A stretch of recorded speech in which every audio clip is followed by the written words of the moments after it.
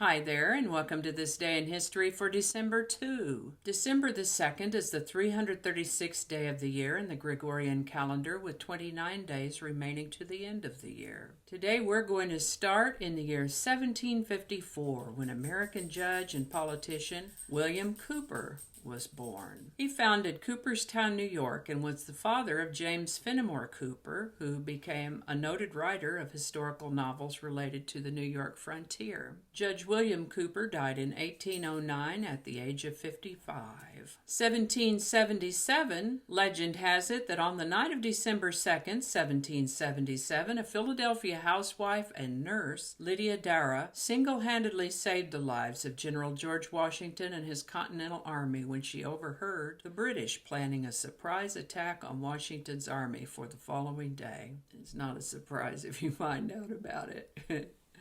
In 1804, Napoleon was crowned emperor. Notre Dame Cathedral in Paris, Napoleon Bonaparte was crowned Napoleon I, the first Frenchman to hold the title of emperor in 1,000 years. Pope Pius VII handed Napoleon the crown that the 35-year-old conqueror of Europe placed on his own head. 1814, French philosopher, author, and politician Marquis de Sade died on this date in 1814 at the age of 74, a degenerate most of his life and right up to the end. Apparently he was the Jeffrey Epstein of his time, and maybe worse if one can imagine such a thing. Sade was incarcerated in various prisons and an insane asylum for about 32 years. The words sadist and sadism are derived from his name. 1823, the Monroe Doctrine declared. During his annual address to Congress, President James Monroe proclaimed a new U.S. foreign policy initiative that became known as the Monroe Doctrine. Primarily the work of Secretary of State John Quincy Adams, the Monroe Doctrine forbade European interference in the American hemisphere, but also asserted U.S. neutrality in regard to future European conflicts. In 1845, Manifest Destiny. In a State of the Union message, U.S. President James K. Polk proposed that the United States should aggressively expand into the West. 1859, militant abolitionist leader John Brown was hanged for his October 16th raid on Harper's Ferry, West Virginia.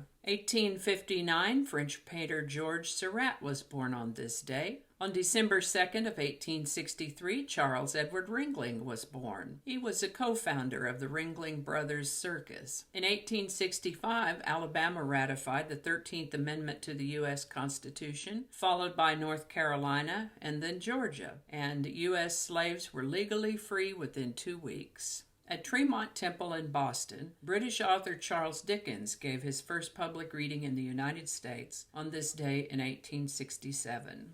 On December 2 of 1917, Russia reached an armistice with the Central Powers, a day after Bolsheviks seized control of Russian military headquarters at Mogilev. A formal ceasefire was proclaimed throughout the battle zone between Russia and the Central Powers. Following 19 years of Model T production, the Ford Motor Company unveiled the Ford Model A as its new automobile on December 2, 1927. 1936. American businessman John Ringling, who co-founded the Ringling Brothers Circus, died on this date in 1936 at the age of 70. He was the last Ringling brother to die, as well as the longest-lived of the Ringling brothers. He was the only brother to reach his 70s. Once one of the world's wealthiest men, he died with only $311 in the bank. At his death, he willed his Sarasota mansion, the museum, and his entire art collection to the state of Florida. The house, Ca d'Azan, and the John and Mabel Ringling Museum of Art offer visitors a glimpse into the lifestyle of the Roaring Twenties and a renowned art collection. Another of John's legacies is the Ringling College of Art and Design, which asked to adopt his name because of the cultural influence of the museum and its collection. A museum devoted to the Ringling Brothers Circus has been established on the estate also. If you're ever in Sarasota, that's south of Tampa, on the west coast of Florida, consider giving yourself a day to visit the Ringling Museum and the Ca d'Azan. It is truly a remarkable thing to see. On December 2nd of 1939, New York City's LaGuardia Airport opened. 1942, physicist Enrico Fermi produced the first nuclear chain reaction. Enrico Fermi, the Italian-born Nobel Prize-winning physicist, directed and controlled the first nuclear chain reaction in his laboratory beneath the bleachers of Stagg Field at the University of Chicago, ushering in the nuclear age. Upon successful completion of the experiment, a coded message was transmitted to President Roosevelt, saying, "The Italian navigator has landed in the New World."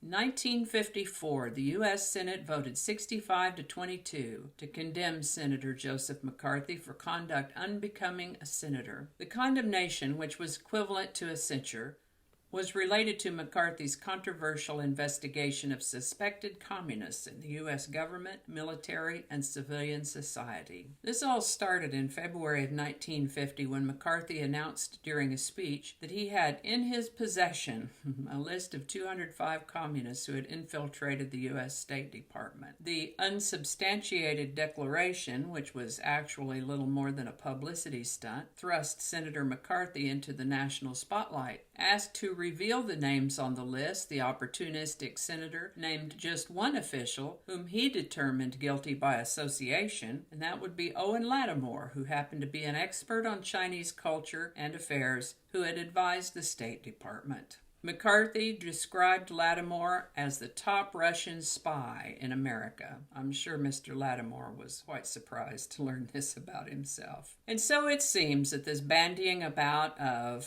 unsubstantiated accusations of Russian influence has been done before. Interesting. I see it stirred up a lot of dust then, too. Unfortunately for Mr. McCarthy, it didn't go all that well for him, as eventually sensible people began to see through his nonsense.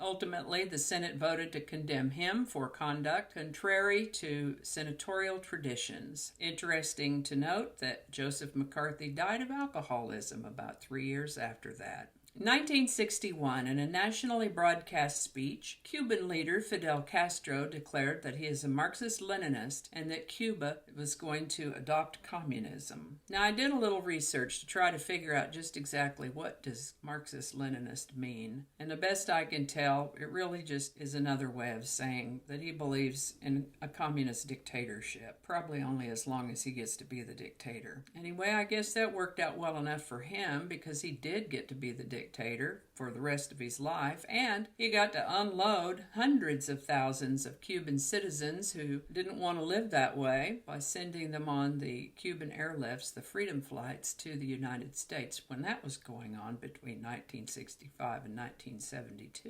In 1970, the United States Environmental Protection Agency began operations. On December 2, 1972, the Temptations earned the last of their 4 chart-topping hits when Papa Was a Rolling Stone reached number 1 on the Billboard Hot 100. Wherever he laid his hat was his home, and when he died, all he left us was alone. Over the course of their storied career, the Temptations placed 38 hit records in the pop top 40. Not just more than any other Motown Records artist, but more than any American pop group ever. 1986, Cuban-American actor, singer, businessman, and television producer Desi Arnaz died. He was 69. In 1990, American composer and conductor Aaron Copeland died. On this date in 1990, at the age of 90. He's perhaps best known for his works Appalachian Spring, Billy the Kid, and Rodeo, and his Fanfare for the Common Man and Third Symphony. I found a link for Fanfare for the Common Man as performed by Emerson, Lake and Palmer, which I'm confident that viewers of a certain age will appreciate. And if that happens to be too much for you, then you can check out the link for Hoedown, which is a more orchestral performance. Aaron Copeland. Rest in peace, good sir. 1993, Colombian drug lord Pablo Escobar was shot and killed in Medellin. He was 44. Just turned 44 the day before. Yesterday was his birthday. 2001, Enron filed for bankruptcy. On December the 2nd, 2001, the Enron Corporation filed for Chapter 11 bankruptcy protection in a New York court, sparking one of the largest corporate scandals in U.S. history.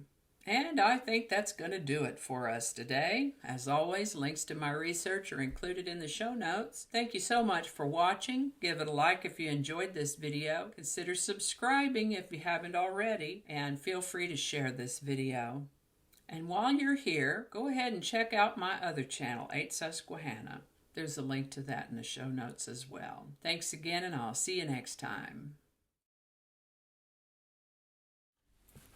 Okie dokie, Smokey. Let's say that again. Blah, blah, blah, coffee mug. It's late enough in the day that we're off coffee and on fizzy water. Just read the words. Just read the words. That's a lot of words. Okay, now let's one more time. Hope I pronounced that right. Thank goodness for editing. Who knows what evil lurks in the hearts of men? She's not a man. And this is why I don't do live shows.